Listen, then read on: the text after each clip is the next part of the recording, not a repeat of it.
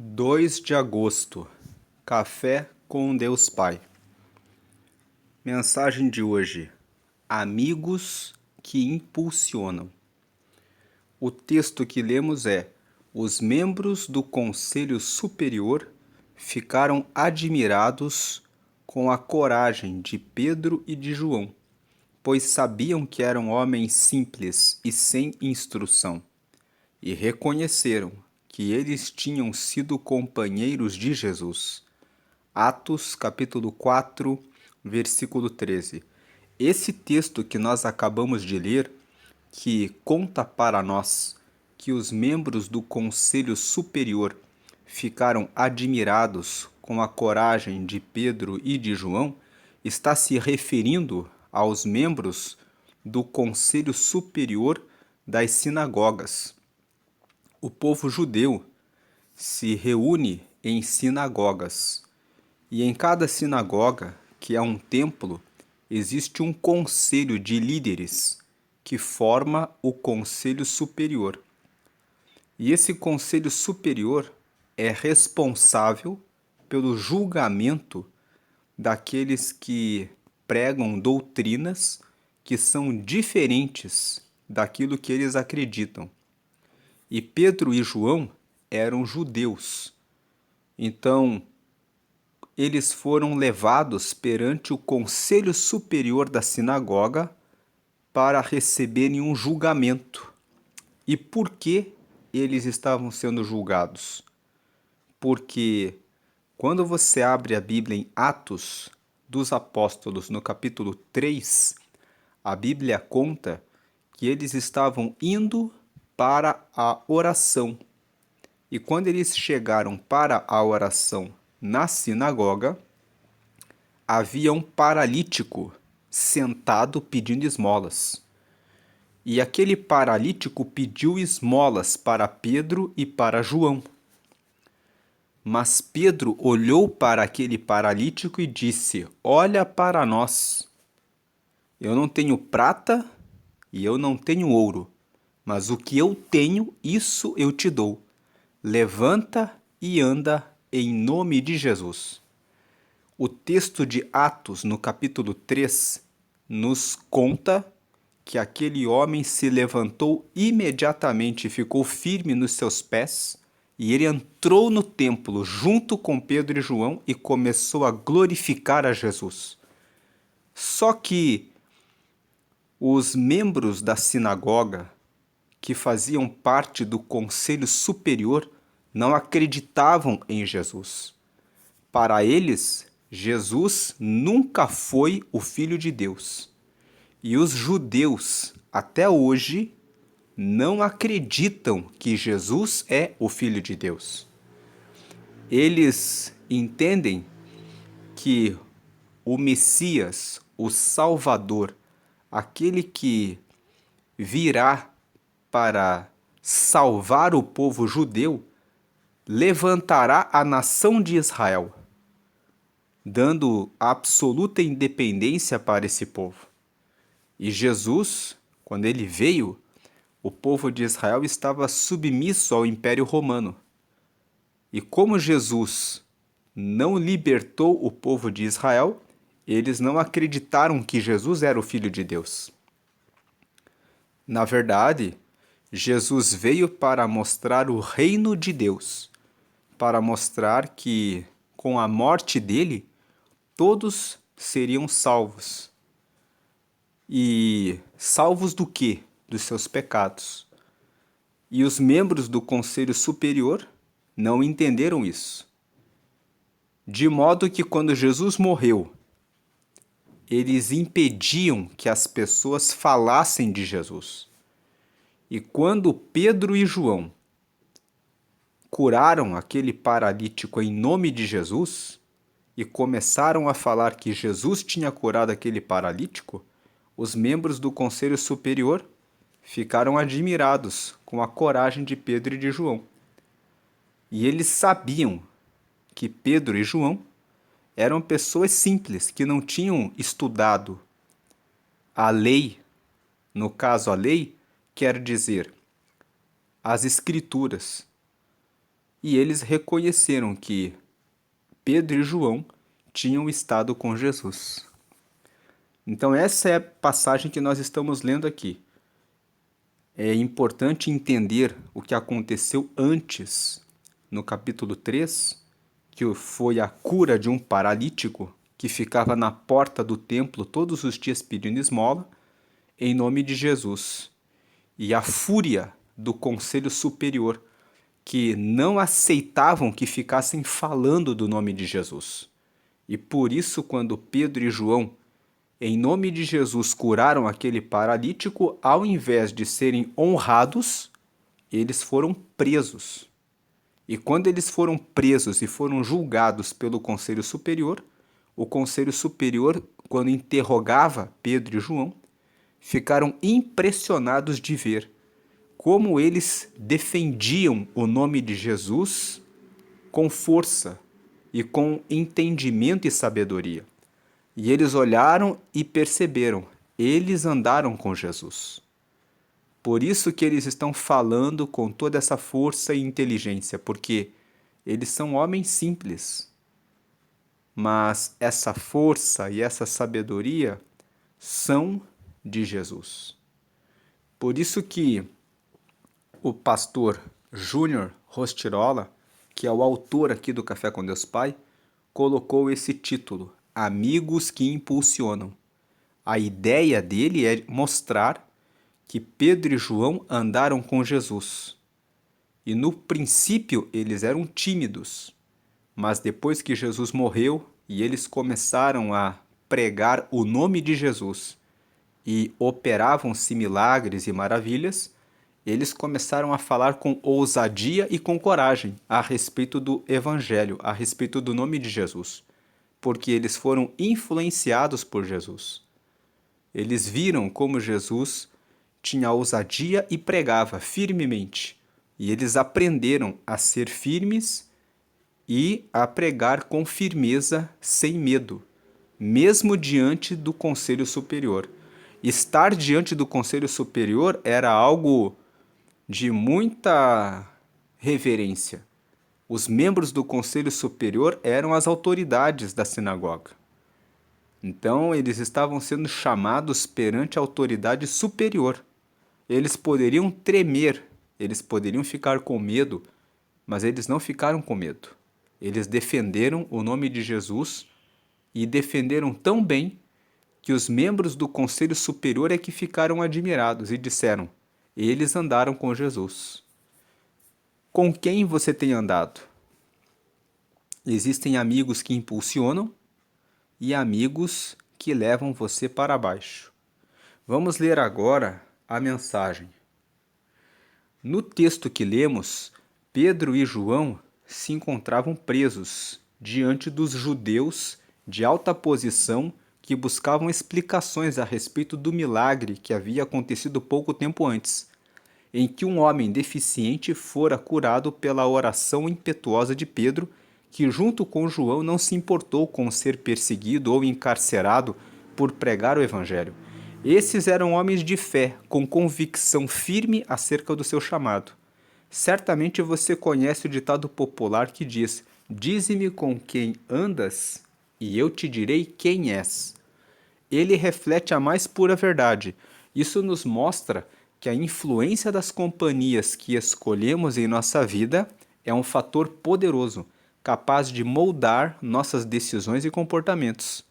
A convivência com pessoas negativas pode, indiretamente, nos levar a adotar condutas derrotistas.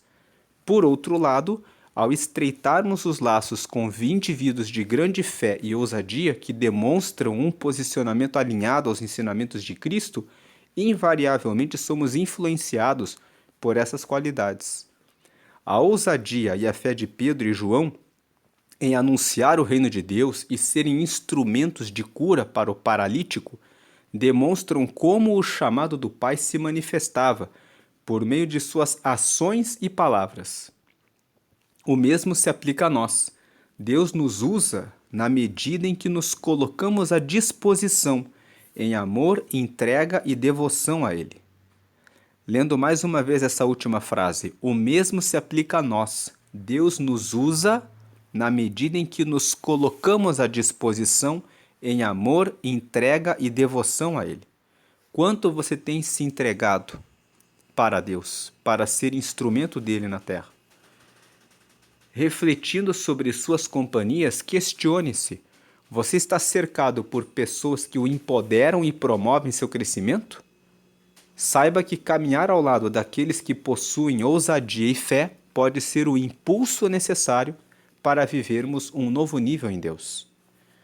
A frase de hoje é: não tenha amizades profundas com pessoas rasas em intimidade com Deus. Lendo mais uma vez: não tenha amizades profundas com pessoas rasas em intimidade com Deus. Se a pessoa não tem intimidade com Deus, não tem amizade muito profunda com essa pessoa.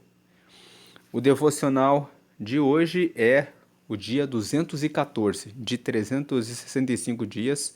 A leitura bíblica de hoje é o Salmo 86 e a palavra-chave de hoje é companhia. Quais são as companhias que você tem escolhido?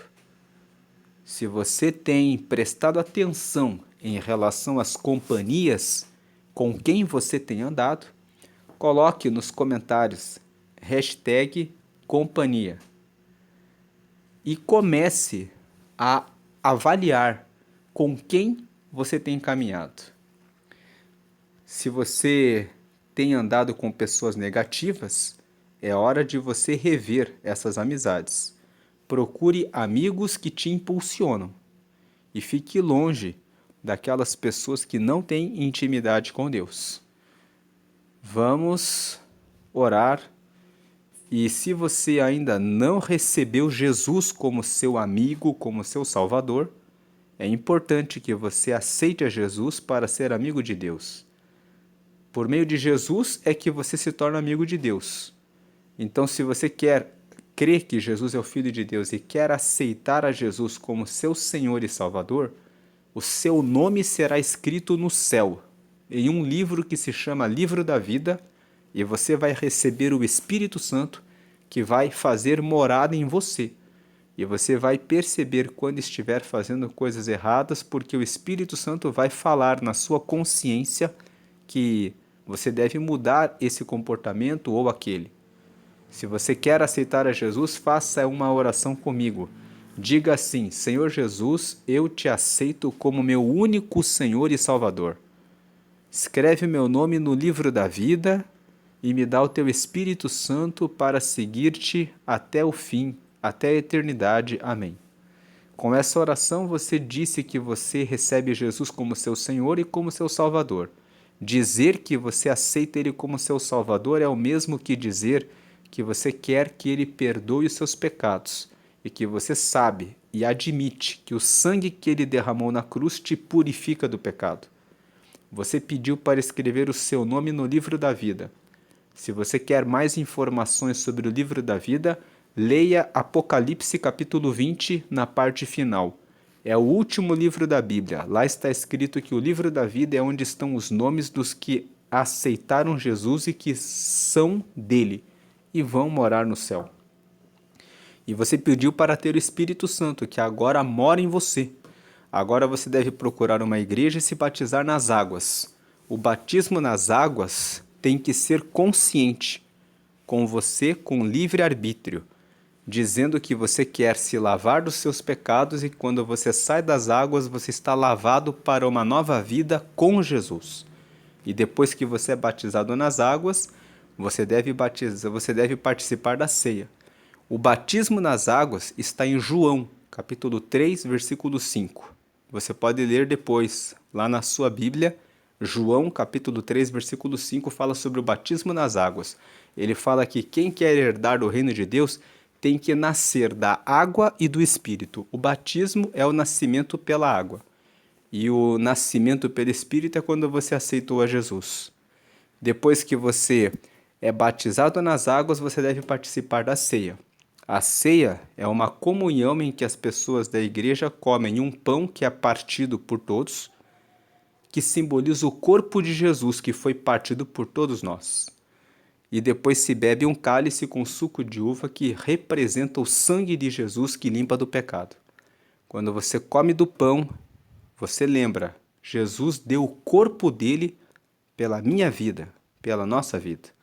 Quando você bebe o cálice, você lembra, o sangue dele foi derramado para que eu fosse perdoado dos pecados. E toda vez que você participa da ceia, você anuncia que Jesus morreu por nós.